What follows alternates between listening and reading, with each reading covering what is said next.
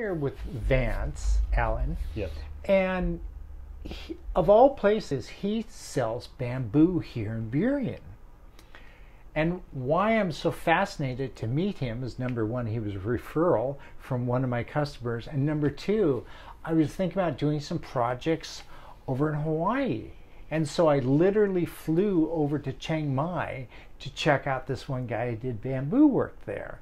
And so I was so excited to hear about Vance. So I'm going to let Vance tell us his story about how you got started and where you came from and your grandfather and all that. Okay. Well, my grandfather originally owned the property. He bought it after he came down from Canada during the Depression. Got a job at Burien Brewery. His Good job. All you can drink. Yeah, all you can drink. Actually, he got 2 cases in retirement a month. That was part of the pension. That's great. He was born in his father, which would be my great-grandfather, was born Albert Mutz in Germany, Black Forest, and he knew some of the other brewmasters over there. He was a German brewmaster. He moved to Milwaukee. In Germany? In Germany. Wow. And they immigrated, moved, became a U.S. citizen. I'm not sure. He immigrated to Milwaukee. My grandfather was born in Milwaukee, so he was a U.S. citizen. Then they moved to Fernie, B.C., and they started the Fernie Fort Steele Brewing Company. And his partner was Fritz Sick. I've heard of him. Yeah. And during the, well, they had a Stanley steamer, supposedly, according to my grandfather, and they would get drunk occasionally after playing cards and then run around driving over fences and busting up things, and then the people would come the next day and collect the money to get it repaired. My grandfather actually delivered beer for him. They had the horse. They drove to the local taverns in Fernie, and my grandfather would say, and if he wasn't done on time, he'd get talking to one of the tavern owners, bar owners, and the whistle would blow, and the horse would head on back to the brewery because it was quitting time. So you have to chase the horse down the street. That's so funny. But they produced... so the horse was union too. Yeah, I guess so. They produced Mutz beer, but I guess Sick beer would have not sold very well. Right, right. And then because my father or grandfather was a U.S. citizen and there was no work during the Depression, he asked if he could come down to start at the new plant they bought, which was Seattle Malt Brewery. And Fritz Sick's son had been born in Tacoma, and he was running the operation. And they said as long as he could join the union, they'd have no problem as a U.S. citizen. So my grandfather came down and got a job busting down boxes. Really? And since he had a garden, he used to grow lots of flowers. He would keep the string, balls of string, the little short pieces of string that tie the boxes up. He'd break the boxes down and wrap the string in a spool, and he'd bring it home for lunch. And I've still got Tons of barrel. string. I got a barrel of string of an old lube can, old lube barrels, about a 10-gallon barrel, and it's still full of rolls of cotton string that he used to gather, because it was expensive. Yeah.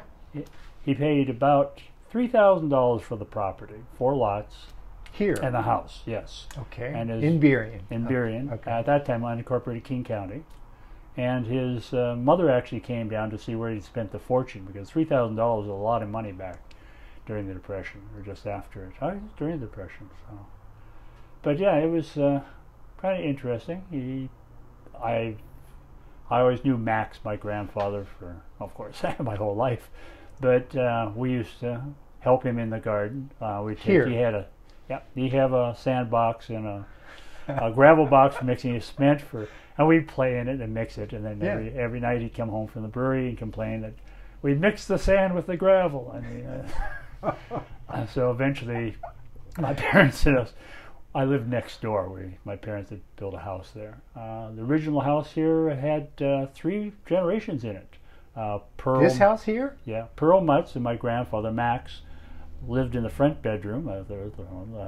Her father was living in the back bedroom, and my parents lived on the couch. So back, in the early 40s and that, you didn't have much money. Yes. My father, he said when he got married, his father, who he worked for, the plumbing electrical business, or plumbing at that time, gave him an extra $24 a month so they could rent an apartment. But wow. And they lived on Queen Anne. You could rent a nice apartment. And Queen Anne for $24 a month. It's 1,000 times that now, if you're lucky. If Yes, you're if lucky. you're lucky. So yeah, things. Wow. People don't realize inflation, how the money's changed. Yes, Watch old movies. They stole $20,000. Yeah. 20,000, but just in my lifetime, it's changed. Yes, yes. So you're here on the property, and Lee was here. He's your partner. Yep. And you guys work together. And how in the world did you start doing bamboo? Because it's a very niche market. Yeah, well, we wanted a nursery. I didn't mind mowing the lawn. There's about half an acre here.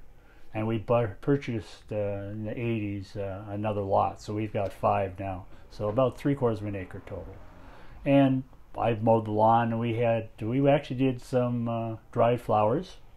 We grow the flowers and dry them and sell them to people. When we first started the nursery, I think our first production was 24 plants of black bamboo. That was our first year's production. And we sold them all to Bamboo Gardens. Daphne Lewis at the time owned Bamboo Gardens out in Redmonds, and she had taken in a partner. And she was getting into other lines of work, and the new owner of the company didn't want to buy from us. And so we went around in our van with a load of bamboo, and I hit West Seattle Nursery and a bunch of others. And West Seattle Nursery said, "Hey, that's great, and Dan Kirkmeyer over there, and he was one of the buyers, and we started selling bamboo to them. And then we went to some of those. We did Swanson's and Alpine Nursery, and we did that for years, and we were basically wholesale. The idea was to sell to nurseries and the landscapers. And so for the first 10, 15 years, we've been in business 31, 32. Oh, really? I didn't know that. They were pretty much 80% wholesale. Wow. And then that kind of dried up. Everybody ran out of space. They built bigger houses on smaller lots. There's no room for landscaping. And as the neighborhoods mature, you don't want to tear out your existing garden and put in something new. You look at the number of garden clubs that have slowly disappeared. Really? They're getting older. You don't. The new generation didn't. They don't want it. They don't want it. They don't want a big house. They don't want a yard. Different interests. More women work now than used to, and so that kind of died out. Which kind of brings the demise of the nursery industry. The nurseries are going out of business. Could you expand on that? Because I think yesterday or the day before that we first met. By the way, thank you for this interview. You're welcome. Since we didn't know each other, this is fantastic. So you said to me about nurseries disappearing. Talk to me about the different nurseries in the area and the properties, and that was quite interesting. Yeah, when we moved here, we sold the house next door, and we moved down a little further in what's now Burien. Back then it was, which is 171st, between Ambaum and Des Moines. And we would shop at Five Corners Nursery, which was actually on 5 corners. Right. 6 corners, across from the Standard Station. And a small little one-story building, kind of a flat roof, and a few plants out back, and they would deliver it to my mother's house. And then eventually, as we grew up, we started this business where I would sell to them. And they were moving around. They had moved to 3 locations on the same property. They tear down Albertsons. They had Black Angus moved in, and then it went out through the 60s, 62 World's Fair. And eventually they moved up to Manhattan, and they went out of business because they were going to build in the Her Lumber location of 5 Corners a Home Depot. And since they sell plants, they figured they wouldn't compete. I remember that. Or not compute. And they went out of business. That was the first one. Des Moines Way Nursery on Des Moines Avenue. They relocated for the second runway at SeaTac Airport. They moved to Des Moines Highway. And the ball fields, the Little League fields behind, under the second runway, was where the original nursery was. And then they were there during the World's Fair. They built the Seek Garden. I can't think of the gentleman's name. Family owns it. And so they finally closed up. And so that was the demise of them. bigger nurseries. You look at Fernie's, which was out on Highway 99, and they could compete. Small box stores are putting big nurseries out of business. And they had a huge clientele. Yes. Huge clientele, well respected. Everyone raved about them. Yeah. But as the years went on, they had smaller and smaller retail market share. And their wholesale was, again, like ours, was diminishing over time because there are other nurseries out towards Woodinville and east side where there was more construction going on and people putting in larger landscapes. And so that kind of slowed it down, and they finally decided it wasn't time to move on, so they closed up about 4 years ago. You had mentioned also, is it over here on 4th Avenue Southwest? Bellar Nurseries. Yes, I actually did their windows many years ago. I only did it once. And they had a house right across from that. And the property now, you told me they're going to be developing homes there. Did they just retire and went down to Cabo or something? I'm not sure where they went. They approached the city of Burien for taking over the facility and using it for gardening and education center or something. Oh, they did. Okay. But they didn't get anywhere with that. And they distributed a lot of what do I say? Starter plants. Right. Spring plants, pansies, and all sorts of ground covers, and they used to deliver to a lot of the nurseries. Oh, because it's big property. Yeah, big lots of buildings. I heard once before that they tried to shut them down in King County, which isn't over business friendly for commercial nurseries. And they told them that they'd been operating there for years, that they weren't permitted. It was not a permitted site. And that's when they bought out some of the neighboring houses to get a total of 5 acres, I believe, which they needed to have it rezoned. And that's how they managed to stay. But that was back in the 70s. Okay. I'm being facetious here. I think, well, did they try to shut them down because they were green? Yeah, could be. But because I was shocked when I saw they were breaking down the buildings, and I thought, well, probably the buildings are quite valuable, even though they're old. Yeah. The plants don't care. So. I think the interiors were more valuable. They had roller tables for mass production, so you have no walkway between. You have one walkway for the full facility, and you can roll the benches from side to side so you can get into water, and then roll those out of the way, roll another one in. Interesting. But all that's gone. That was all salvaged, and they salvaged some of the material from it, probably the fans and that. But even the east side used to be Vibert's Nursery, and then they went through it. East side of here? Yes, over towards 160th and 405. And there was Vibrant's Nursery, then it became Vibert Nursery. There was a family breakup there, divorce. And then they finally sold that. It was a huge area too, probably 30 acres. In a residential area, and so it became so valuable, taxes so expensive, that the nurseries finally sell out. Yeah. It's the same with Fernie's, I'm sure.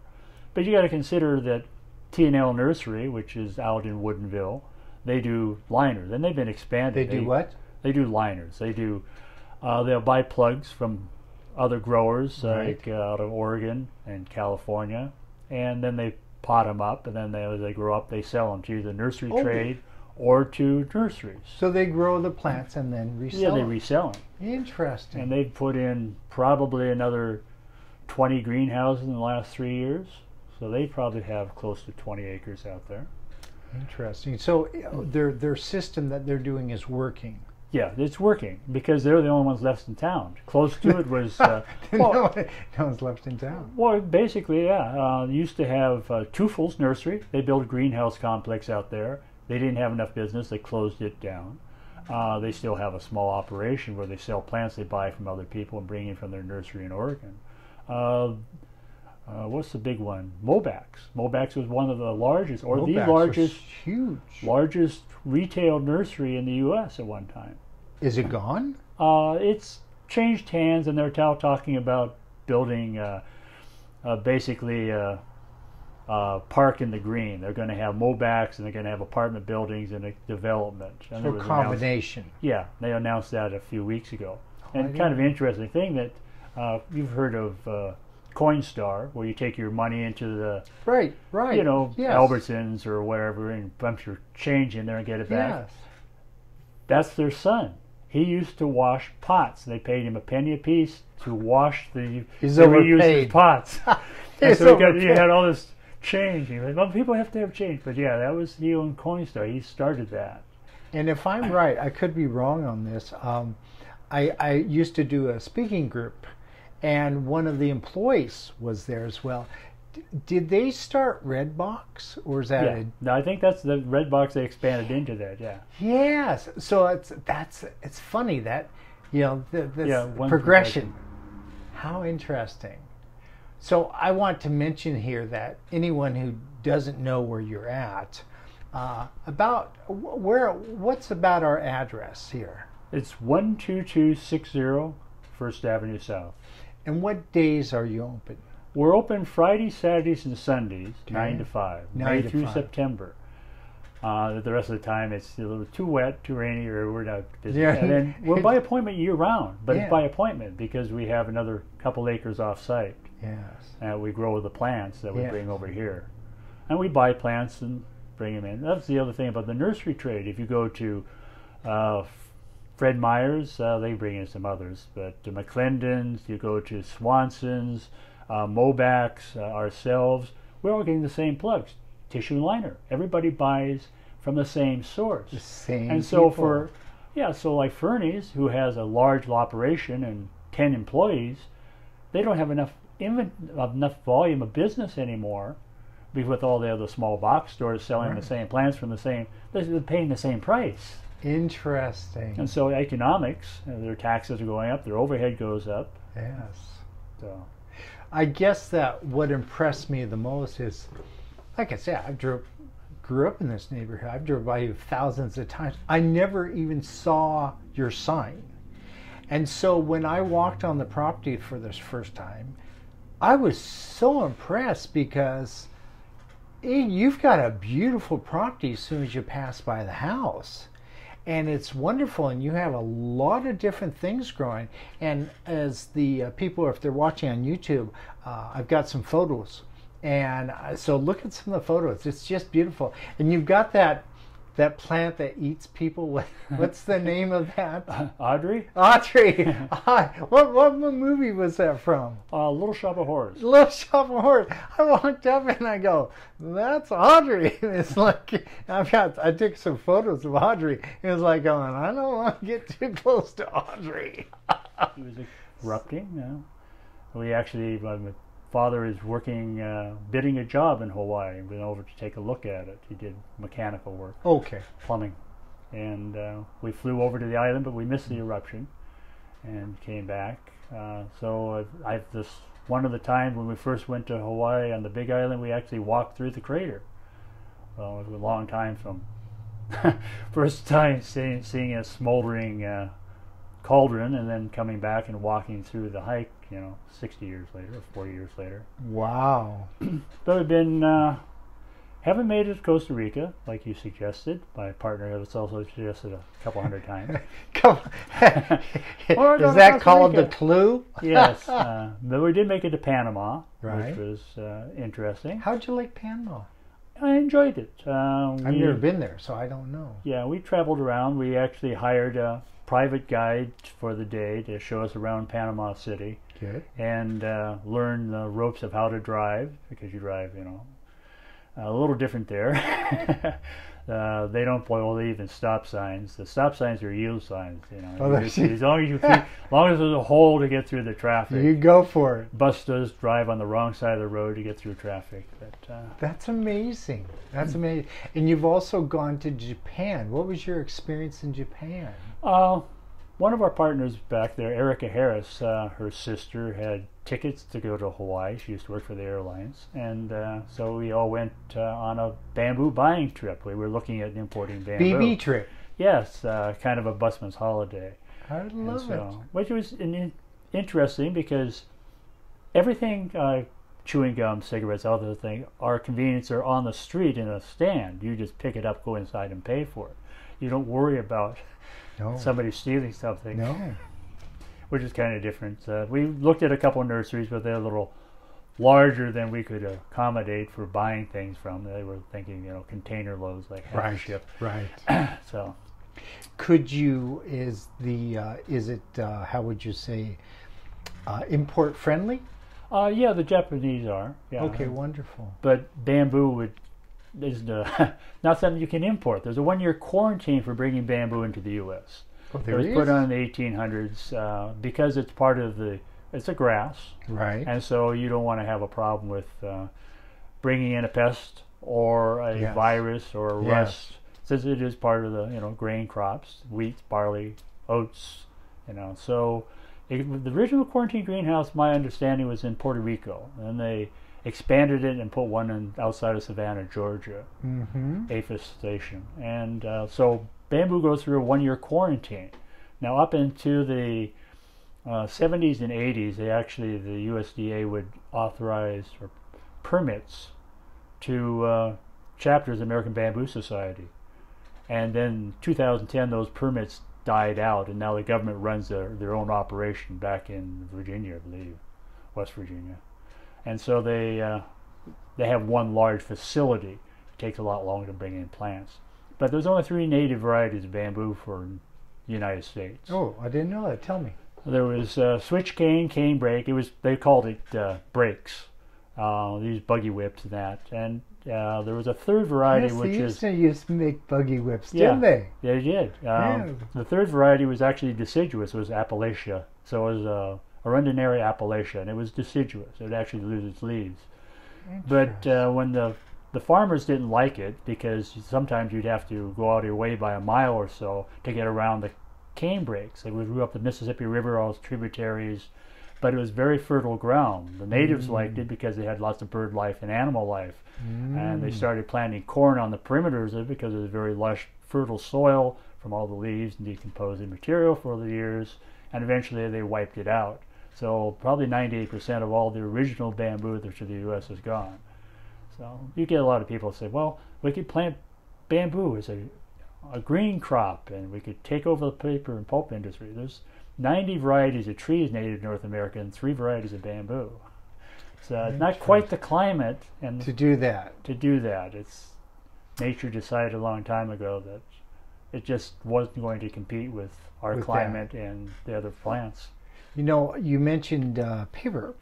I met a gentleman once, fascinating man, and his job was to, for warehouse or some large company, to grow poplar. So he was one of the management. I guess poplar is used for paper. Is that true? Yeah, they have some. You used to see big fields, and you still do probably if you drive down I-5 to Portland. Yes, that's what. The stands. Yeah, pretty trees. Yeah, they grow fast and they chop them down, but they're basically a patented plant. What? Well, yeah. That's the big thing in the last 20 years has been patented plant. Yeah, you take a plant, you do tissue culture of the tip, and then you patent that. And so they're the same as you do soybeans, anything else. Oh, you're growing our crop, even though it's pollinated crops. Yeah, it's industry or big business trying to monopolize it. Interesting. I didn't know that. How popular? Huh. The things you learn interviewing people. That's right. Oh, wow. That's incredible. So, in the, this here, what's your, you have bamboo, obviously, and when you plant bamboo, a lot of people say it grows, once it gets going, it just kind of expands.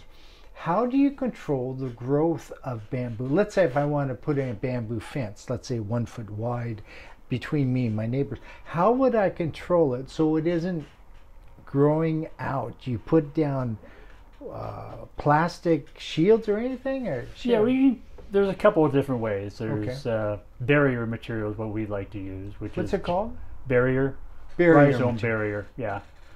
Rhizome. Isn't that for the top though? No, the rhizome is for the root. The root system on bamboo is rhizome, R-H-I-Z-O-M-E. Okay. Okay, and basically on the running form, the invasive form, that rhizome spreads 6 to 18 feet in length per year. Oh my gosh. But you get no growth off it until it's 2 to 3 years old. That's when the buds mature. And so it can be quite a ways, up to 20 feet from where you originally planted it without a barrier. and then it starts popping up, which makes it hard to take out. So you can use a barrier.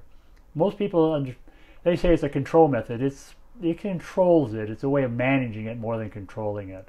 The barrier works by soil temperature. So the rhizome hits it, falls and hops over and escapes. You can cut it off because you can see it. Or it tries to grow under the barrier. And at about 18 to 20 inches into the soil, it's cool enough that the roots stop growing. They think that's... Oh, it's only 18 to 20 inches. Yeah. That's here in the Pacific Northwest. That's in the Pacific Northwest. And it works in California too, so I'm not sure how the ambient soil temperature at that 20-inch depth is. Nobody's really demonstrated.